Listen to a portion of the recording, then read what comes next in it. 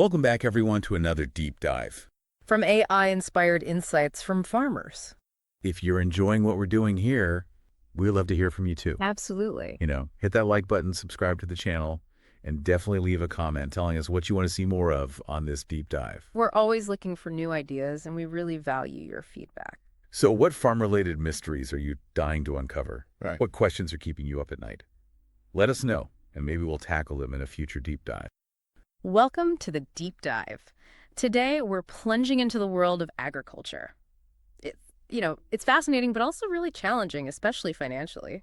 Absolutely. It's this unique space where age-old traditions meet, well, some pretty cutting-edge economics. And if you're new to farming, maybe thinking about starting up or just trying to get a handle on the business side, this deep dive is definitely for you. Yeah, our mission today is really to give you the critical insights you need to understand the rising costs we're seeing in agriculture for 2025, and hopefully how you might navigate them. It's amazing how things happening globally can directly impact, your farm's bottom line. It really is. So today we're drawing on some solid analysis. We've looked at reports from the USDA, economics departments at universities like Texas A&M and the University of Illinois. Right, and also global perspectives from the World Bank, IFPRI, and Farminaut too, so a pretty broad view. Exactly. We're trying to piece together what 2025 really looks like for farm finances. Okay, so let's start with the big picture. What's the general forecast for 2025?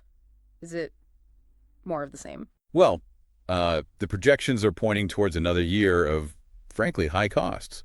Often, these are coupled with fairly low commodity prices, which means margins are likely to be tight, very tight for some. Tight margins, that's the phrase we keep hearing. Can you give us some context? How did we get here? Sure. If you look back just a few years, overall production expenses took a big leap. We saw a 9% jump from 2020 to 2021. 9%, wow. Yeah, and then another 5% increase from 2021 to 2022.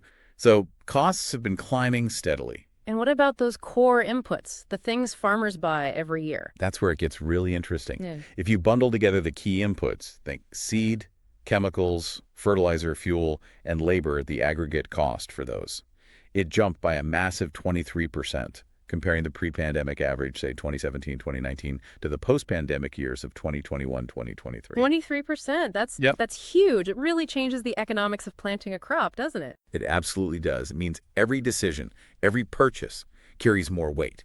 You have to be much more strategic. It closely mirrors general inflation over that period, but the volatility within farm costs is the real challenge. Okay, so talk about that volatility. How do farm input costs compare to general inflation? Are they linked, or do they do their own thing sometimes? They are generally correlated, yes. But farm inputs, especially things like feed, seed, fertilizer, and fuels, can swing much more wildly than the overall inflation rate you see on the news. Ah, okay. So more unpredictable. Much more. Now, things like labor costs and machinery costs, those tend to track general inflation a bit more closely. But for those core consumables, big swings are possible, and that makes budgeting really tough. Right. So let's break down those key drivers. Where are the biggest pressures coming from in 2025? You mentioned fertilizer. Yeah, let's start there. The fertilizer shock, as some call it.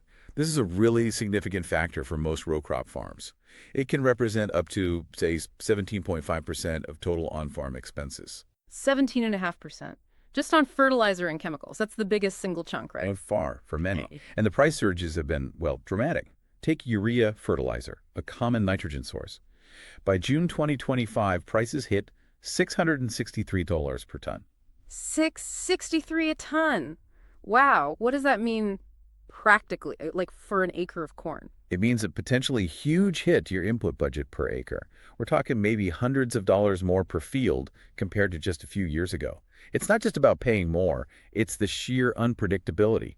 One month it's one price, the next it's jumped 7 or 10%, like we saw earlier in 2025. So why? What's driving these crazy swings in fertilizer? It's a combination of things, really. You've got strong seasonal demand, naturally. Farmers need it at specific times. Right. Then there are supply chain constraints. Think of things like freezing weather hitting natural gas production, which is key for making ammonia a base for nitrogen fertilizers. That ripples through. Okay, so weather events far away can impact fertilizer prices here. Exactly. And then you layer on geopolitical events. For example, the threat of tariffs on Canadian potash that creates uncertainty, market jitters. Even if the tariffs don't happen immediately, it affects global supply expectations. And global demand plays a role too, I imagine. Oh, absolutely. The Asia-Pacific region, for instance, accounts for nearly 60% of global urea demand. When demand is high there, it pulls prices up everywhere. 60%. That's huge. It is. And we see regional variations too. Like reports show Africa saw something like a 13% increase in fertilizer costs from 2024 to 2025. So it's a global pressure point. Okay, fertilizer's a big one. What's next? Fuel. Fuel. Now, fuel is generally a smaller slice of the pie, maybe around 3% of total expenditures for many farms. Still 3% adds up across a large operation. It does. The outlook for 2025 is a bit mixed here. Gasoline and diesel costs, thankfully, are expected to stay near or maybe even below 2024 levels, so a little bit of relief there potentially. Okay, that's some good news. But natural gas is a different story. It's crucial for things like irrigation pumps, grain drying, heating buildings, and prices there are projected to increase by about as low 90 cents per MMBtu in 2025. Okay, 90 cents per MMBtu, that's million British thermal units, right? Doesn't sound like a lot, but I guess it depends on how much you use. Precisely. For large operations, especially those relying heavily on irrigation or drying, that 90 cents per unit translates into thousands, potentially tens of thousands of dollars in extra costs over the year. Got it. So fuel is mixed, but natural gas is a concern.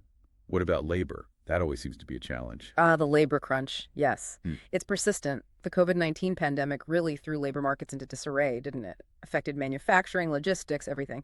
And agriculture felt that too. Yeah, finding reliable help is tough and expensive. And getting more expensive. Labor costs, as we mentioned, tend to track general inflation more closely than, say, fertilizer. But they have a long history of climbing. Between 1973 and 2024, the average annual increase in farm labor costs is about 4.4%. 4.4% average annual increase for 50 years. Pretty much. It's a steady upward pressure that continues to challenge farm budgets, especially for labor-intensive operations. Okay, so we've got fertilizer volatility, rising natural gas, persistent labor cost increases. It paints a challenging picture for 2025, especially if you're just starting out. It does. Which brings us to, well, what can you do about it? The sources we looked at emphasize a shift in thinking. Okay, how so? Focus needs to be squarely on profitability, not just chasing the highest possible yield. It's about margin management. Right, making sure that if you spend more, you're getting an even bigger return in revenue. Exactly. Or, if you find ways to cut costs, ensuring those savings don't accidentally lead to an even larger drop in revenue. It's that balance. You have to treat the farm like any other business, maximizing profit per unit, not just total output. That makes sense. So thinking practically, what does that look like day to day? Well, communication becomes key. Talk to your suppliers, fertilizer dealers, seed companies. Understand their inventory, potential bottlenecks. Clear communication can help you avoid getting caught by local shortages or sudden price hikes. Good point. Being proactive. And really digging into your input choices. Don't just buy what you bought last year. Research seed varieties. Which ones perform best in your specific soil types under current conditions? Are there more efficient fertilizer formulations? High-quality inputs matched to your farm can pay dividends. Quality over just quantity, maybe. Sometimes, yes, or at least the right quantity of the right input. This is where technology can be a massive help. Precision agriculture. Tell us more. Precision ag tools are becoming increasingly valuable in this high-cost environment. Think about satellite monitoring or drone imagery. Okay. These can help you create variable rate prescriptions for fertilizer. So the spreader only applies fertilizer exactly where the soil needs it and at the right rate. You're not over-applying in some areas and under-applying in others. Reducing waste, basically. Significant waste reduction, yeah. And cost savings. Then you have AI-powered advisory systems. These can analyze weather data, soil moisture, market trends. Wow. To help you make better decisions about planting times, irrigation scheduling, even when to sell your crop for potentially better prices. It's about managing risk and optimizing timing. And managing equipment, too. Absolutely. Fleet management tools can optimize fuel use, track maintenance schedules to prevent costly breakdowns, and manage logistics more efficiently. Every little bit helps control those variable costs. So technology is a key part of the solution for managing these costs. But there are other factors, too, right? Like policy. Yes, that's an important piece of the puzzle and sometimes a challenging one. Take conservation programs, for example. Things like EQIP, the Environmental Quality Incentives Program. Right. It helps farmers adopt practices like cover crops or no-till. Exactly.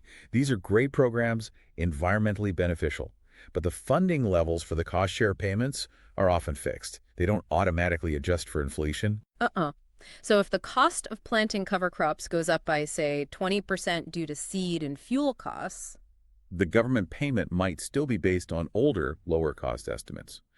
So the analysis suggests that the actual cost farmers bear for adopting these practices could be effectively discounted by policy, maybe by 15, 18% less than what the program intended to cover. so it makes it financially harder for farmers to do the environmentally right thing.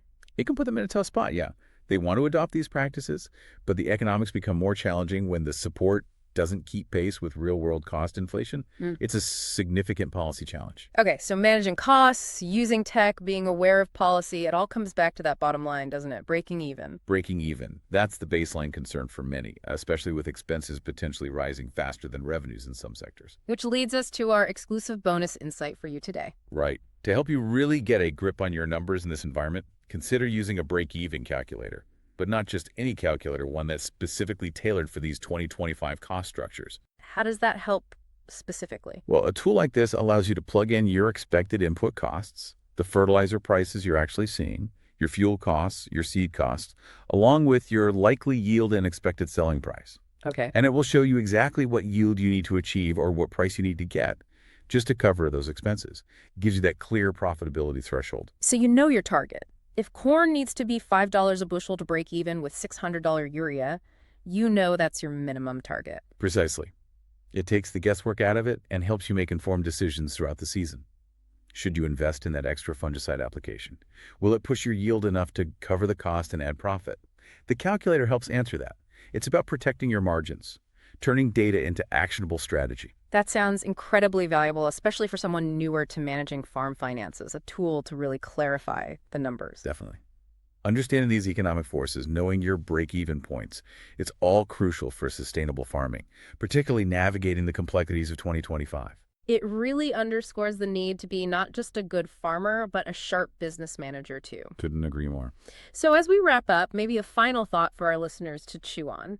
What hidden costs might you uncover in your own operation if you really truly dive deep into your numbers this year? That's a great question. Sometimes it's the small things that add up or costs allocated in ways that hide inefficiencies. We really encourage you to actively explore your own financial data. Consider the tools, the strategies we've talked about today. It's all about protecting your farm's future in these challenging but also dynamic times. We hope this exploration has been valuable. Thanks for joining us on the Deep Dive. Hitting that like button and smash that subscribe.